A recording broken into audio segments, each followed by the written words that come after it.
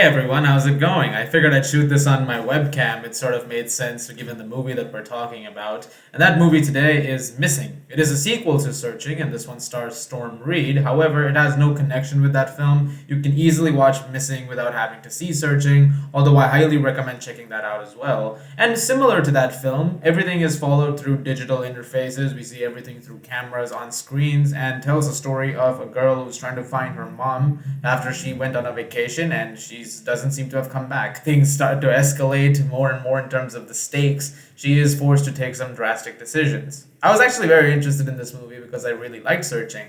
And once again, I recommend checking it out if you haven't. And I was interested in seeing what else you could do with this way of storytelling, which is something that I've liked in a few other movies like this. I liked it especially in a horror movie they made a few years ago called Unfriended. And so I wanted to see what they would do when it came to something like Missing. And I think this one takes the best aspects of Searching and creates a very effective movie out of it that is once again very enjoyable. Seeing this with a lot of people in the theater was really fun because there's a lot of audible reactions and things that you'll get because the film takes a lot of twists and turns. But it's all mostly effective, and I would say a lot of that is thanks to the way it's directed and the way it's performed. Storm Reed is really, really good in this movie. She is doing a really good job of selling you just the desperation of someone who is just trying to find her family members. And I think the film, when it comes to the storytelling in that sense, it manages to make things in a way that, while it may seem easy, and while you can see certain things coming from a mile away, keeps you on the edge of your seat and you want to know what happens next.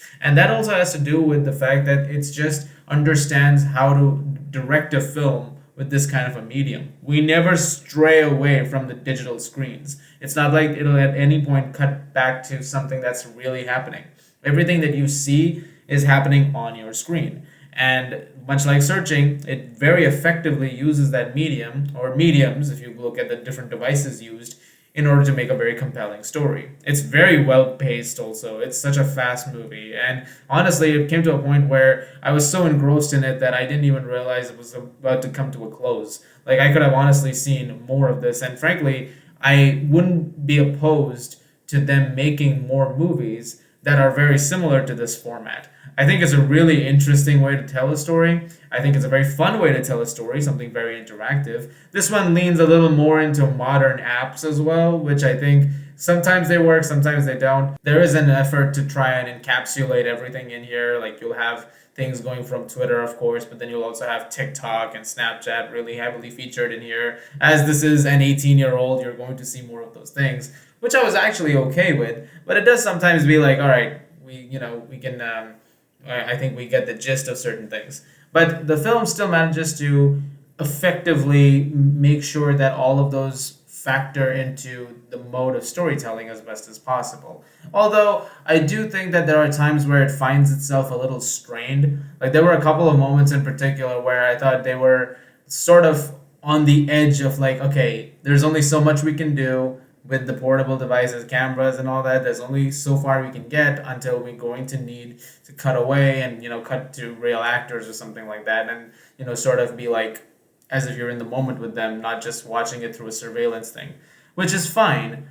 But it does sort of, which is an understandable thing because as the film escalates, you're going to have a little more trouble. And I understand that because the film does just about ride that line very carefully of where does it stop, where does the effect not be as effective anymore. But overall, it still manages to maintain something that's incredibly solid and definitely worth checking out. And I once again do want to say, if you haven't seen Searching yet, definitely see it. It doesn't really, like I said, connect to this one. You probably see a couple of things in passing during the film and you'll be, oh, that was in Searching. That was something we saw. That's connecting it to this. But that's really about it. It just takes place in the same world.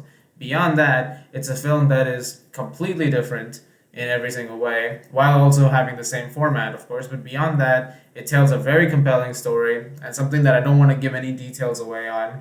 And I think you should definitely go check it out if you get the chance to. I'm going to give Missing an 8 out of 10. Sorry for the week's break or something like that. I know I did a short in the middle for something, but then beyond that, it's been a quiet time.